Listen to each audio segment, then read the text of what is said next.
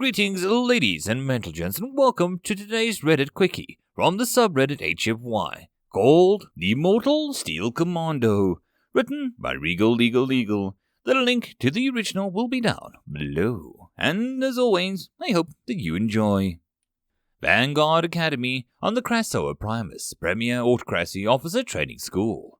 Instructor York Tessa Walker silently stalked her classroom with the spectral wraith of a divine vengeance, her eyes scanning her pupils with the practiced efficiency of a veteran instructor York. She would take pauses at various intervals and continuously shift her patrol pattern as well to make sure that there wasn't any angle that she had missed. Hank, the sloppy as ever as he was unimaginative, the way the sweating Chag kept glancing at his hand, she knew that he had marked his bone dust. A painful yet classic way for Chags to write messages upon their bodies that they were very difficult to spot from afar.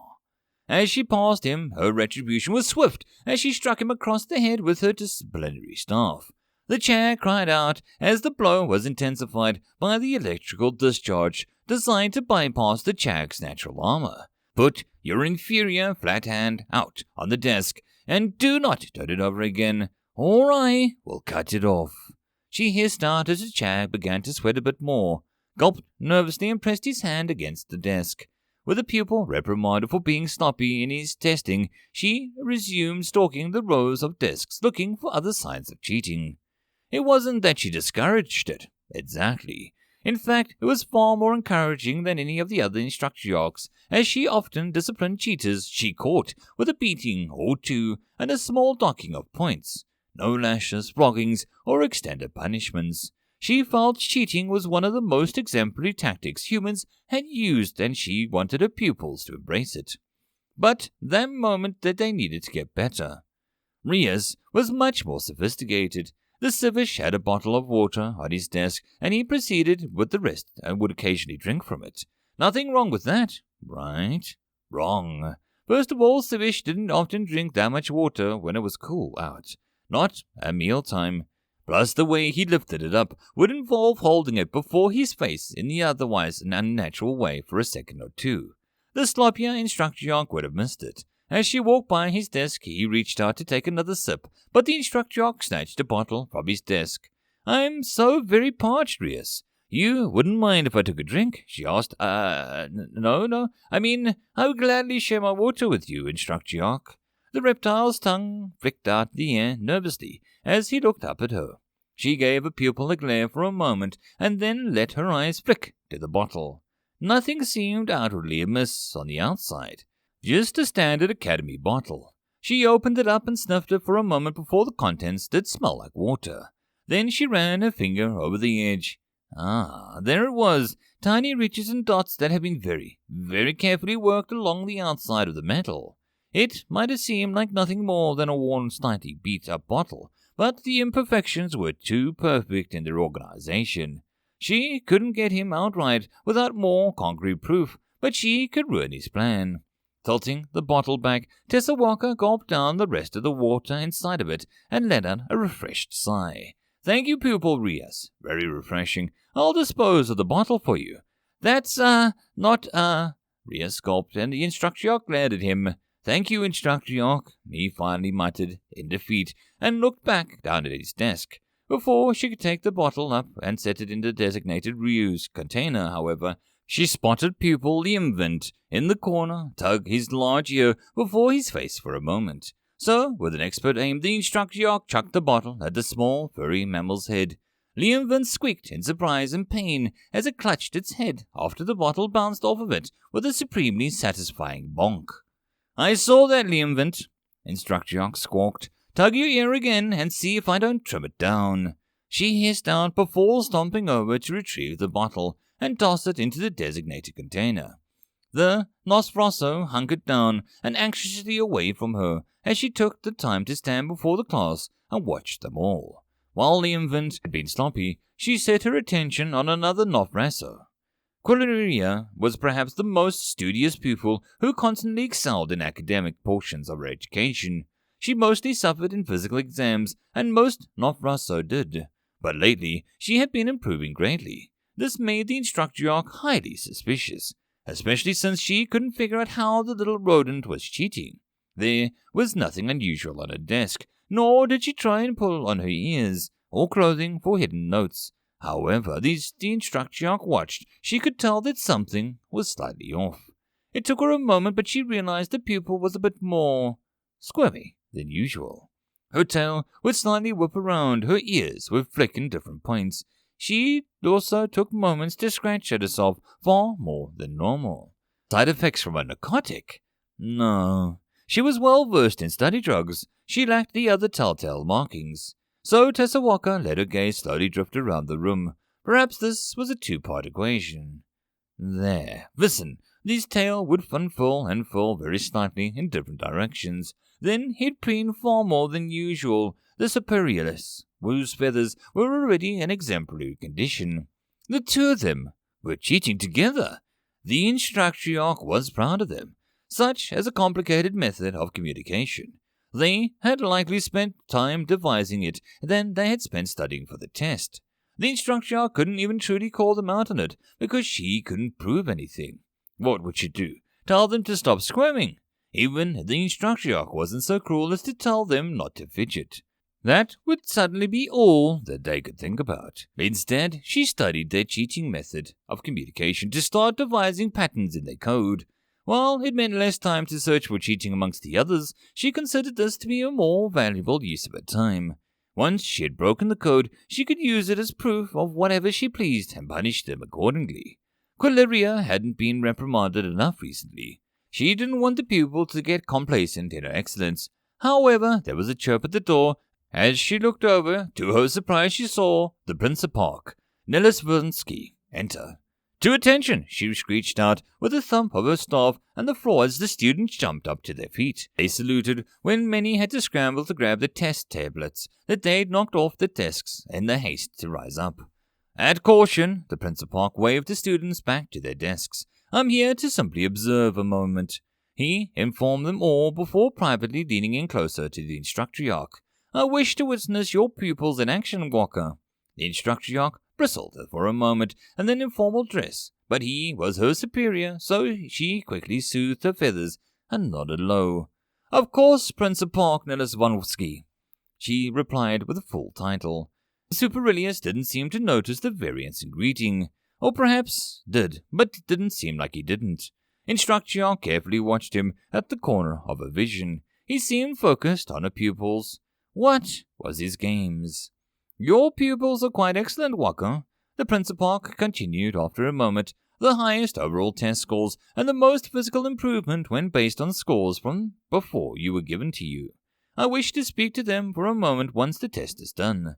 This was all highly irregular, and Tessa Walker had a deep distrust for it, but she would be dipped in Kang Ekor before she showed any weakness. If he wanted to see her pupils in action, so be it.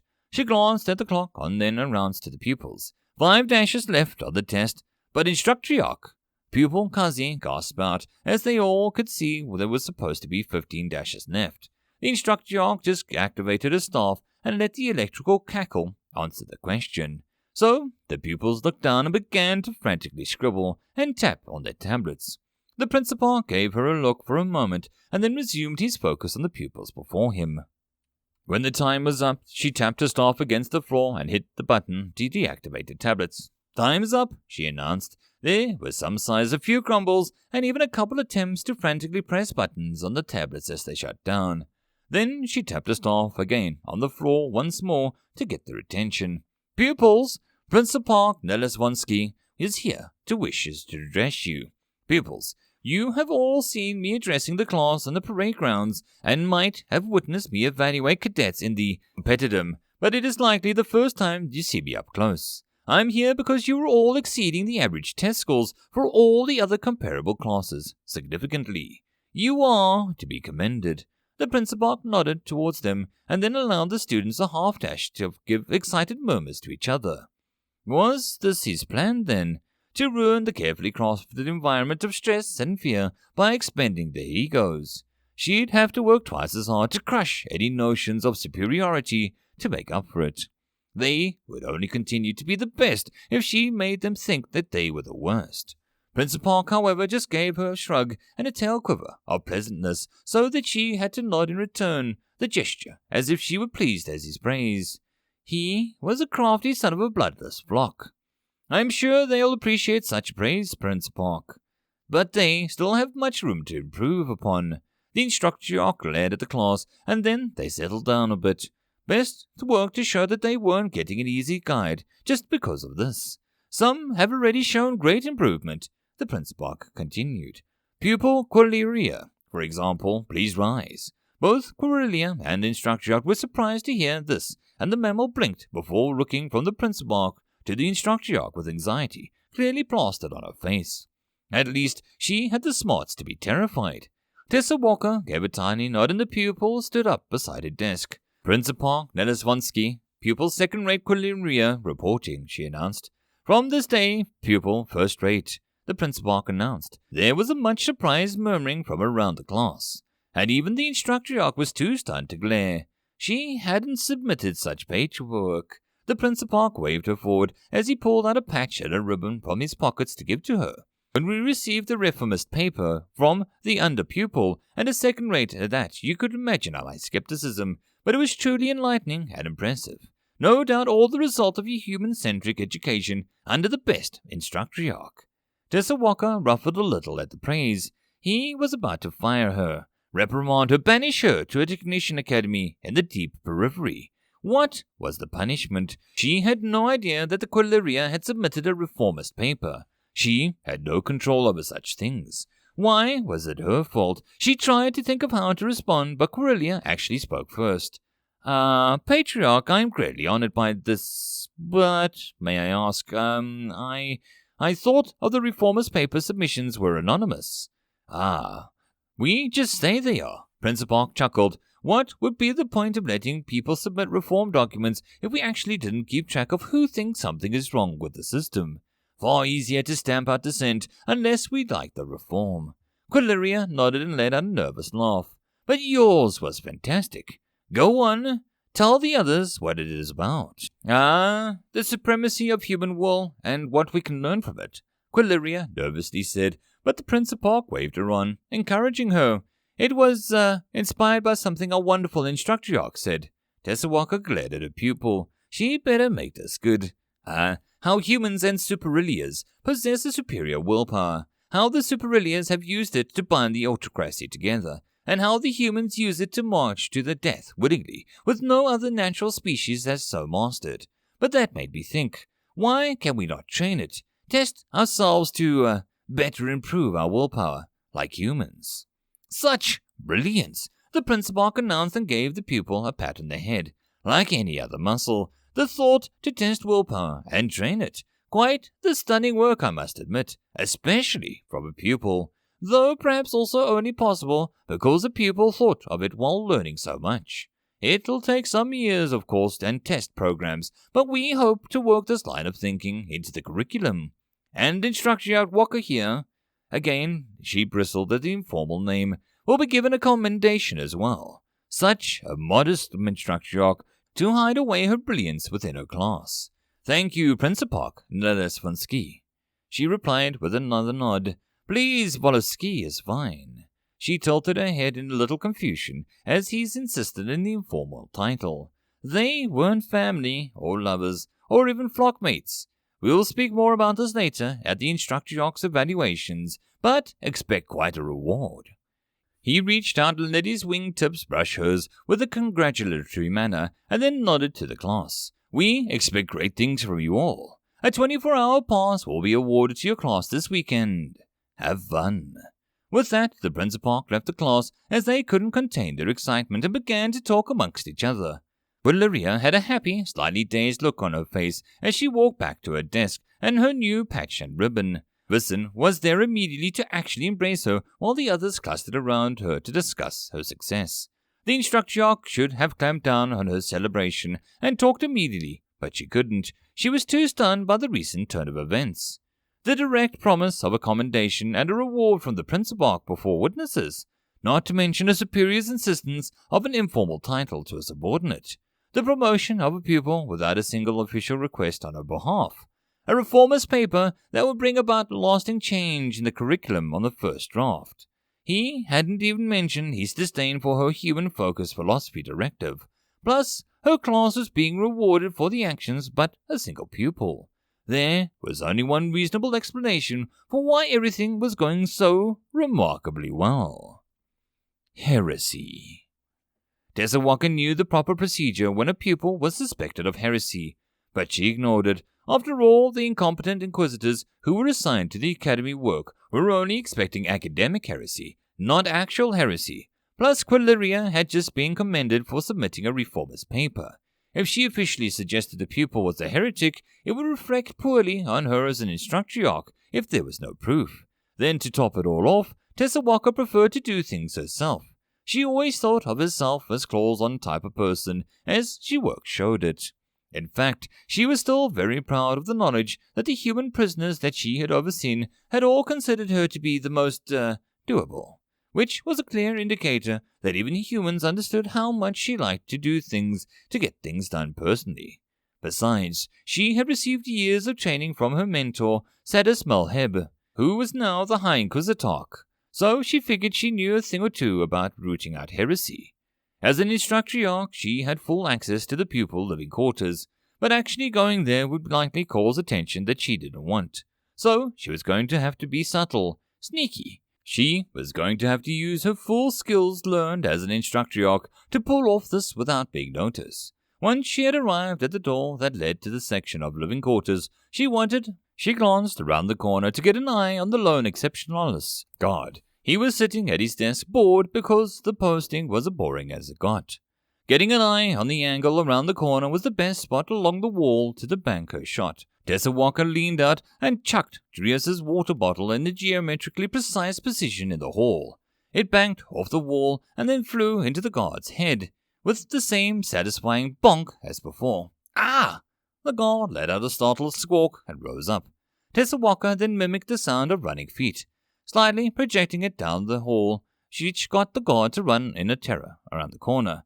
I saw some pupils run that way, she told the guard once he rounded the corner and saw her in the hall. None the wiser to her deception, he nodded and rushed after who he thought were the culprits. This left her round the corner and implementing the next stage of her plan.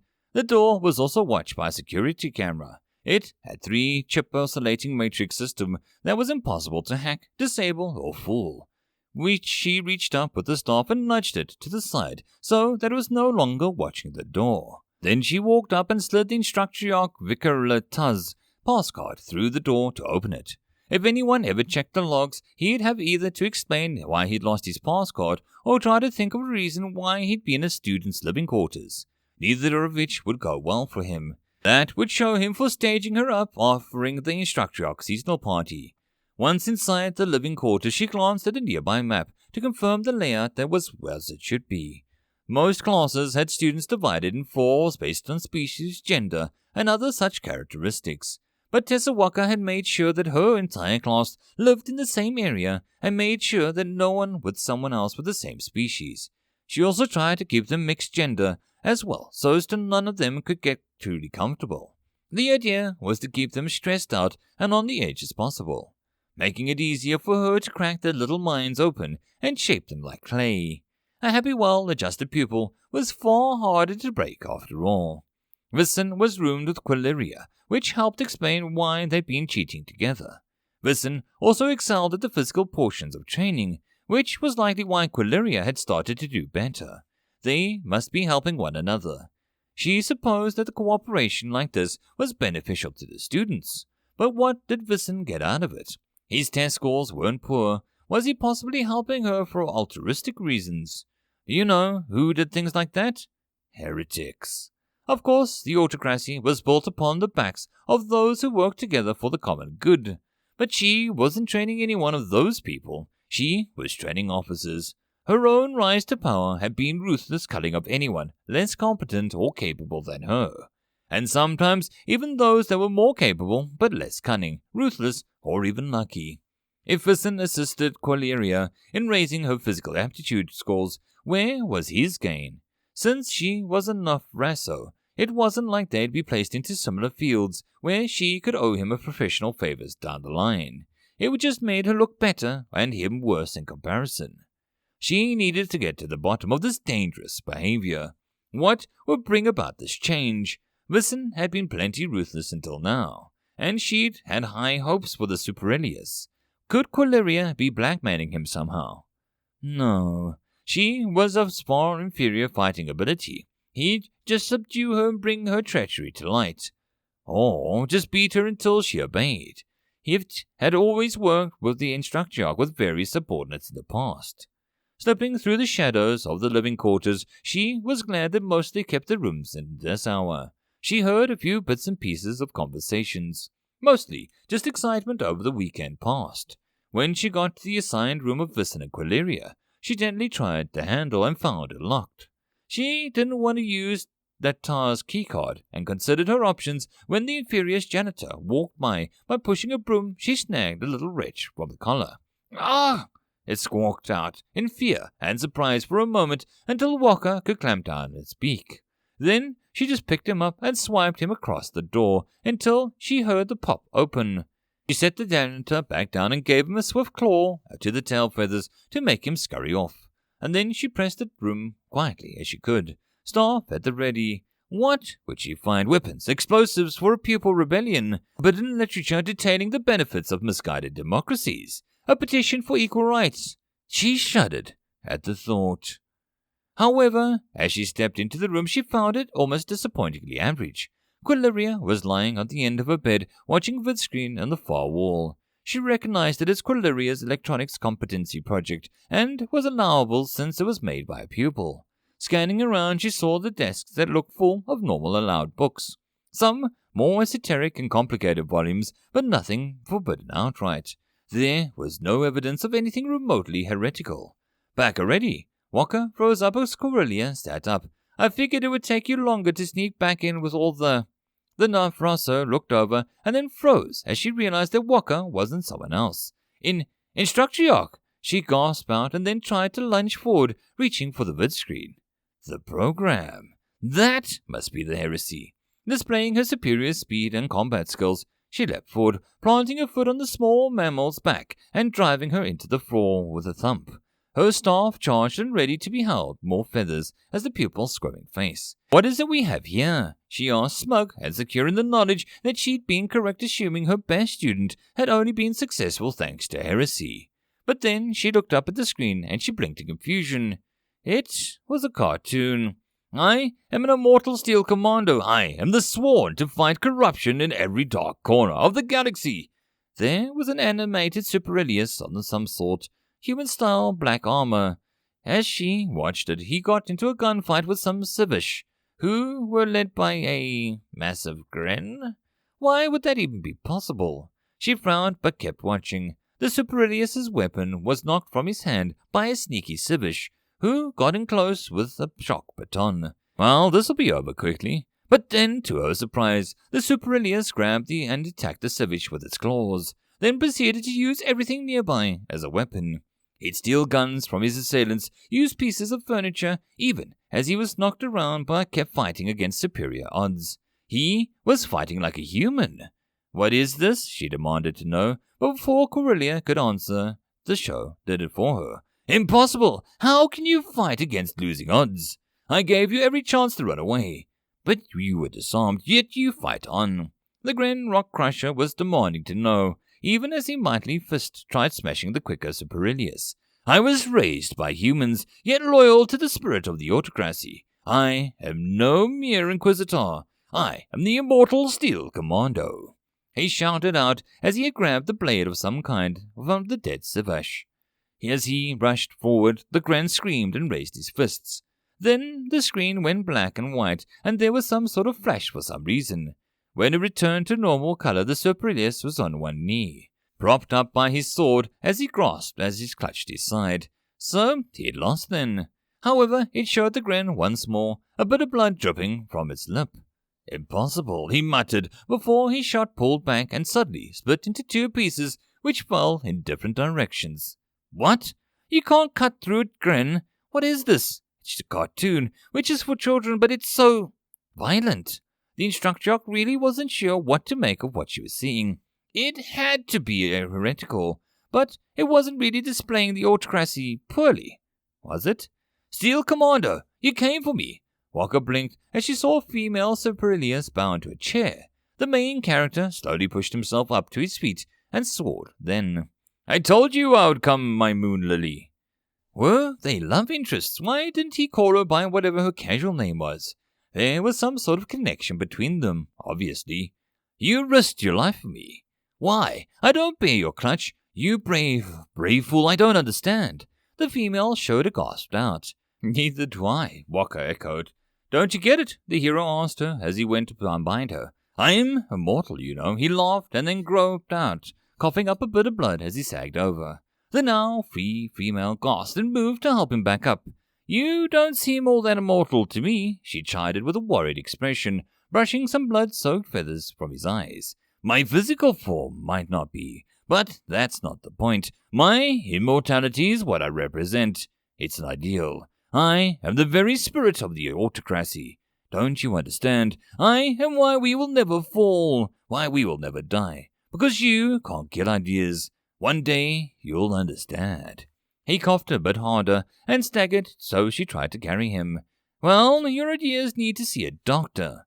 They both laughed, and then some sort of human-like music began to play, and for some reason a list of names and jobs began to scroll on the screen. It wasn't just important people either. It was like it was listing everyone who had worked on the cartoon. Who did that? I need answers, the instructor demanded, and then stepped off Quilleria and pulled her up to her feet. It's a show, about the Immortal Steel Commando. His family is just, The Nofrosso had picked up her tail and was starting to ring it nervously when the instructor interrupted her. That's my family's cousin's flock, Walker squawked in surprise. They died some time ago in a terrible accident. Well, that's actually, sort of how I came across this show. I was researching you a bit. I thought the show was a factual documentary or something. Obviously, it's not, but, anyway. So his family's ship crashed on a human frontier world before the war, and he was raised by humans of the super-secret combat order of monks. They trained him to be even more willful than normal, with not focus on a single weapon, but on all things that could be weapons. How everything is little more than a tool which should be implemented with the extension of his will. As the Quilleria explained, the instructor blinked. That all sounded like the things she'd been trying to teach her pupils to an extent. But to be aided by the humans is heresy, Walker commented, trying to figure out what was going on in her head. Well, see, but it's before the war, so not technically heresy yet. And he's not really aided by them. You only ever see them in the flashbacks to his training. Before the war broke out, his shadowy organization known as SAD attacked the monastery with cowardly toxic gas. It killed the humans, but not the Steel Commando, which is what he became just before the attack. It's a position of ultimate skill and, prophecy and stuff amongst the humans, the Quilleria kept explaining. Commando, I know this word. Walker rolled the human word around her head a moment, trying to remember where it was from. See, that's the human word for excellent soldier. It's one of those names from Black Armor Infantry. The Nofrosso mentioned. Of course, Walker gasped as she remembered it from the war. From the human for command. And then also an O? The human tongue was strange sometimes, but she did remember the word now. Yes. In fact, it was one of those human commandos that had been the most emphatic about her durableness. Yet another sign of her impressive skills that a commando would compliment her and her ability to do things. When the war broke out, the Vanguard, of course, found him. He was given over to the care of the Inquisitor, Madus Salheb. Quillerius continued. Seriously, Walker glared. Madus Salheb? She asked incredulously. That's obviously my old mentor, Sidus Malheb. Yes, but it's a show, so I'm guessing they couldn't use her real name? Anyway, since he was the last heir of the family, he actually was really rich, and with the help of the Inquisitor and some sympathetic Inquisitors, they set him up in a periphery to do things that they can't. He's out to fight sand and keep the autocracy on the path of greatness. He fights corruption and the Iron Saboteurs and all kinds of stuff. Not heresy, it really isn't. If it's not heretical, how come I've never heard of it? And how come you were so terrified when I discovered you? she asked with a hiss.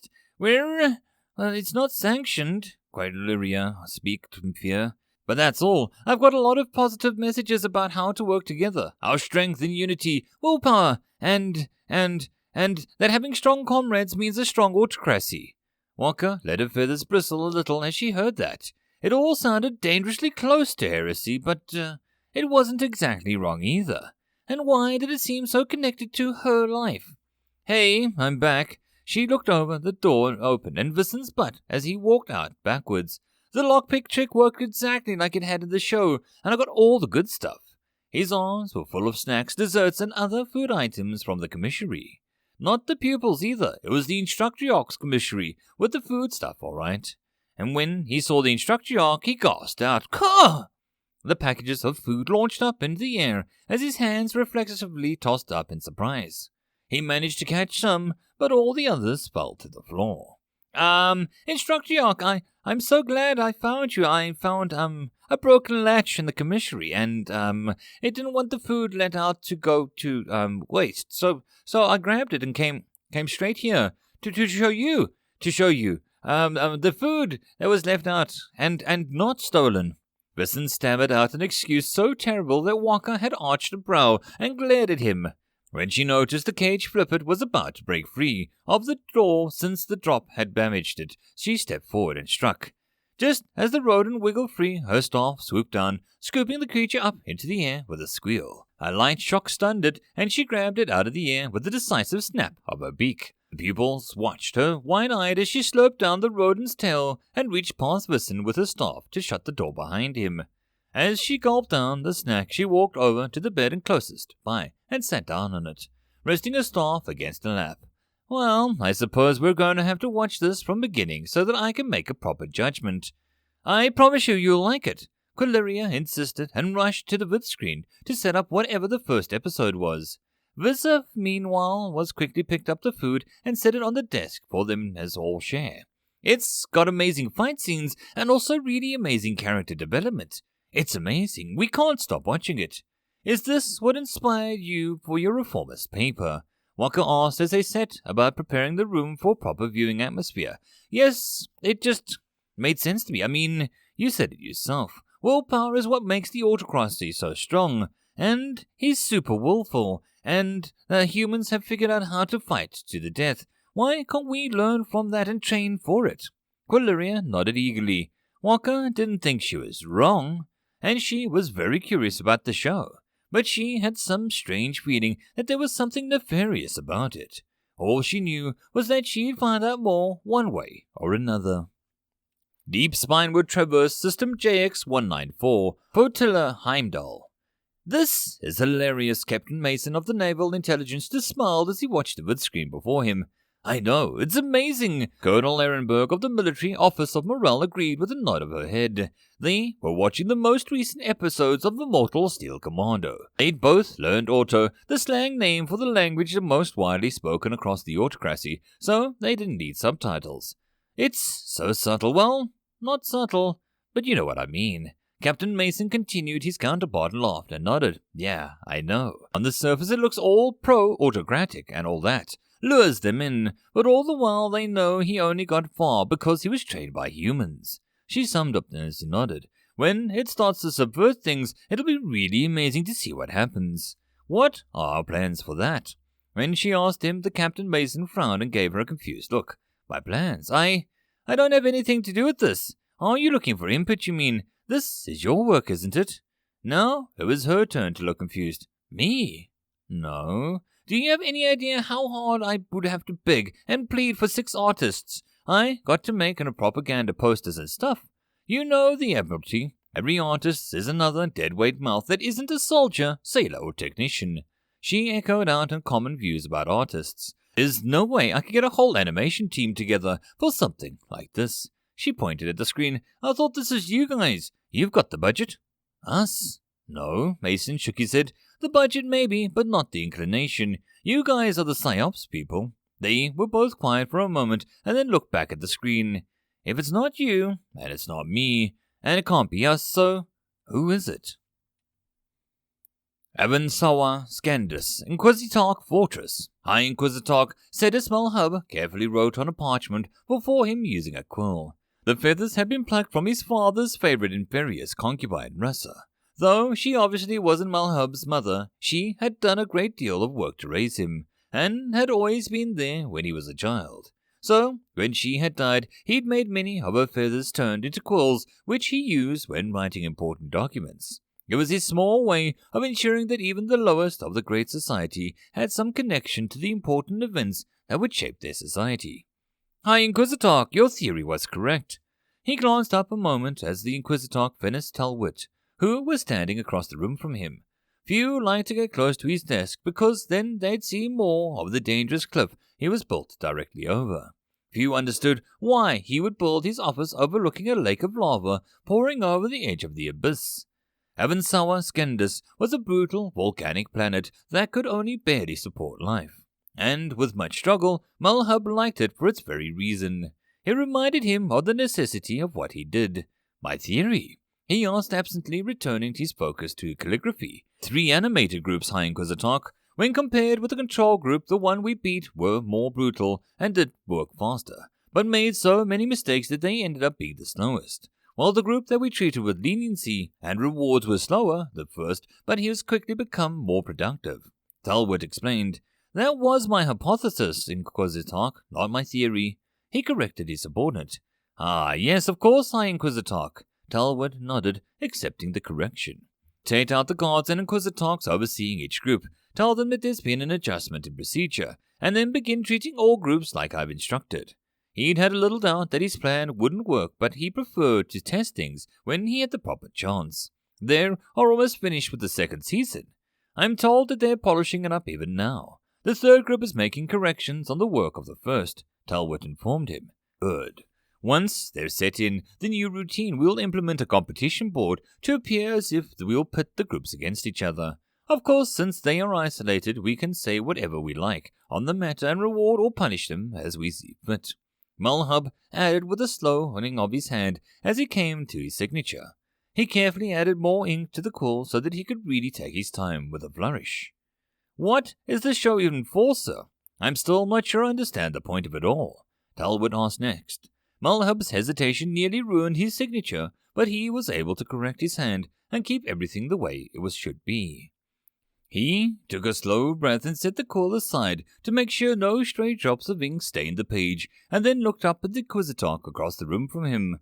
I must say I'm surprised, though. Of course, must congratulate you on your promotion, Fennis Talbot. My promotion, sir? The Superilius tilted his head in confusion. Yes, of course, you must have been promoted, Malhub insisted. Clearly, that's what happened, and yet I'm very surprised by this, as I'm still alive. He trailed off, and he looked at each of his own shoulders for a moment. Very surprised indeed, because I still bear the mantle and rank of High Inquisitor. Isn't that correct? Yes, High Inquisitor. Talwit was obviously confused now, but also rather concerned. You see, I was very confused there. It sounded a lot like a mere Inquisitor was questioning me and my orders. His tone turned to ice, despite the heat and the planet outside his window. He could see that Talwit squirm immediately and gulp. That's not, he started to try and defend himself. You are not questioning me, are you, Inquisitor? Malhub stood up then. Because I would hate to have to throw you off my balcony after all the good work you've been doing. He gestured to the balcony overlooking the lava fall outside. No, High Inquisitor, I was not questioning your orders. I was just... Talbot began to quickly stammer. Good. Malhub cut him off. I'm glad to hear that you aren't questioning me. He motioned to the door then. You may go. Yes, High Inquisitor. Talbot bowed and then quickly retreated to the door. Malhib turned to look out the window and used the reflection to wait until Talbot was about to leave. Inquisitor, he called out, but didn't turn around. Yes, High Inquisitor? Talbot paused, claws tightly gripped on the doorknob nervously. Report to Inquisitor Geswin. You are to tell him that you are to be flogged. 15 lashes should do it, he informed him. But High Inquisitor, the test groups, you see fit not to punish them in such a fashion. Talbot gasped out. They are inferior beings, Inquisitor, and as such deserve treatment equal to their inferior capabilities. Are you suggesting that you are an inferior being as Inquisitor? Malhub watched Tolwit's reflection squirm. No, High Inquisitor, he gulped out. 15 lashes, Talbot, he reminded him. Let us hope that the lashing of the whip shall dissuade any further improper lashings of your tongue. He let that hang in the air a moment. Unless you prefer a more, permanent solution, he ventured. No, High Inquisitor. 15 lashes, Inquisitor, Geswin. Go right away, sir. Perilius nodded so much that his head bobbed up and retreated from the room. Now alone, Malhub watched the lava tumbling over the side of the cliff. It was calming to him. His desk chimed as he saw a report from Tessa Walker had apparently spearheaded a reform to the curriculum to add willpower exercises. He smirked a little. Poor Tessa Walker. If only she didn't lack proper vision. She was capable, up to a point, but she kept thinking small. She thought that she could change one mind, the right mind, and form one officer powerful enough to achieve proper greatness, and then she'd be elevated alongside them. Malhub wasn't burdened by such small thinking. He watched a torrent of molten lava pouring down from the nearby volcano. Such power, such intense destructive capabilities, all held back by nothing more than a sufficient amount of dirt. No, he was not as small-minded as Walker. He had plans, far greater plans. The Immortal Steel Commando was only a small piece of that. He would change the rules for the great society itself, and with that he would make them all stronger, for he had a real Steel Commando, a being of willpower so intense that he could stop the flow of the lava river just as they desire it, and one day they would rule the autocracy. The council just didn't know it yet.